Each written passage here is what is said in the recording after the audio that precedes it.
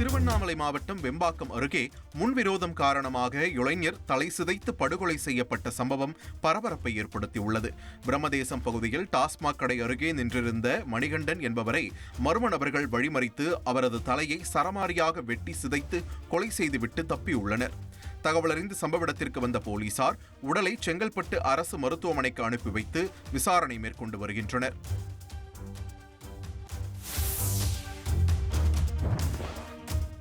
விழுப்புரம் மாவட்டம் செஞ்சி அருகே சிலிண்டர் வெடித்ததில் பழங்குடியினர் வசிக்கும் 3 வீடுகள் இடிந்து தரைமட்டமான சம்பவம் அதிர்ச்சியை ஏற்படுத்தியுள்ளது. சவுட்டூர் கிராமத்தில் பழங்குடி வகுப்பைச் சேர்ந்த 12 குடும்பத்தினர் வசித்து வந்தனர். இந்த நிலையில் சம்பவத்தன்று சுமார் 50க்கும் மேற்பட்டவர்கள் கோவில் நிகழ்விற்காக சென்றுவிட்டனர்.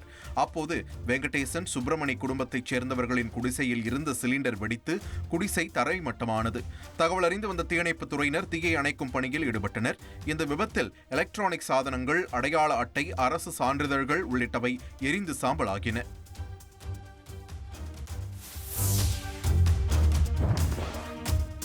திருப்பத்தூர் மாவட்டம் நாற்றம்பள்ளியை அடுத்த வெலக்கல்நத்தம் பகுதியில் அரசின் அனுமதியின்றி பாறைகளை வெடிவைத்து தகர்த்த சம்பவம் அதிர்ச்சியை ஏற்படுத்தியுள்ளது. வெலக்கல்நத்தம் பகுதியில் தனது நிலத்தில் பெட்ரோல் பங்க் அமைப்பதற்காக தனிநபர் ஒருவர் அங்கிருந்த பாறைகளை வெடிவைத்து தகர்த்து வந்தார்.